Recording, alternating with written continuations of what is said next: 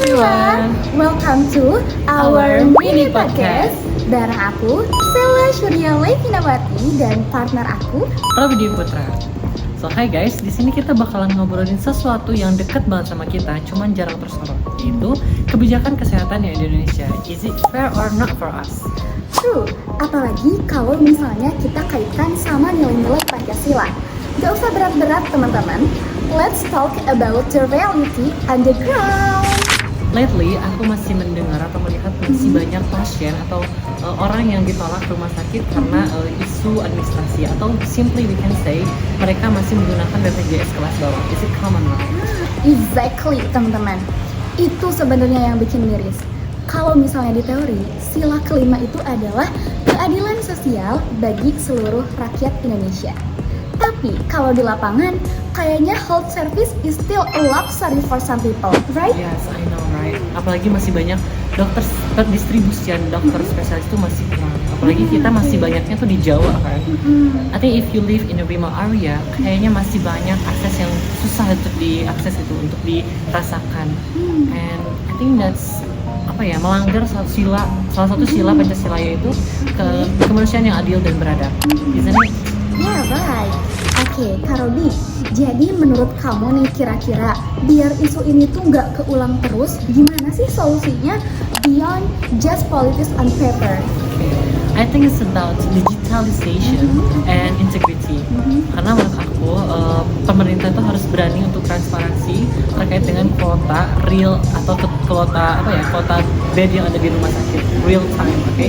Jadi pemerintah tuh tidak bisa mengkelabui atau membohongi publik terkait dengan kuota tuh penuh gitu, rumah sakitnya penuh, padahal kan masih ada ya, masih kosong gitu padahal bednya tuh.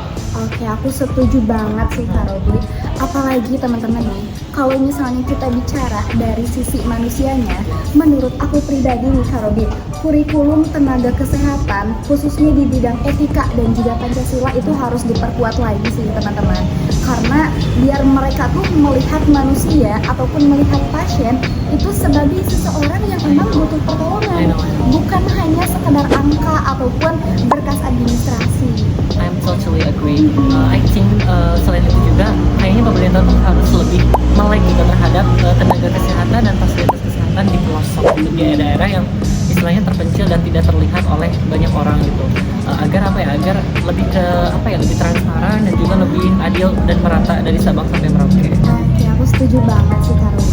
Oke, Kak Robby, kalau misalnya kita berbicara soal isu yang lagi hangat nih, aku punya satu kasus. Aku pernah baca di web bahwasanya ada seorang ibu hamil yang tinggal di daerah pelosok yang ada di Indonesia. Nah, jadi ceritanya nih Kak Robby, ibu hamil tersebut itu mau berobat ke rumah sakit. Cuman pada saat masuk rumah sakit ternyata berkas administrasinya itu kurang lengkap nih Kak Robby. Dan dengan alasan bahwasanya kamar di rumah sakit tersebut juga sudah penuh. Dan mirisnya lagi itu bukan hanya di satu rumah sakit.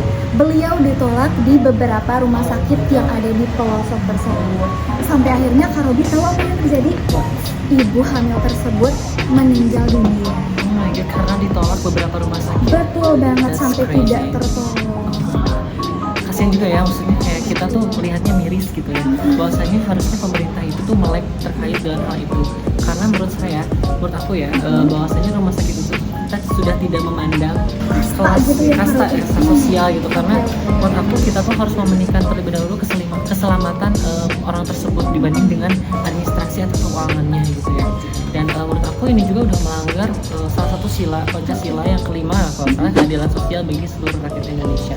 Oke, aku setuju banget sih kalau soal intinya teman-teman, Pancasila itu bukan cuma harus dihafal pada saat upacara bendera, betul? Tapi harus menjadi nafas bagi setiap kebijakan kesehatan kita.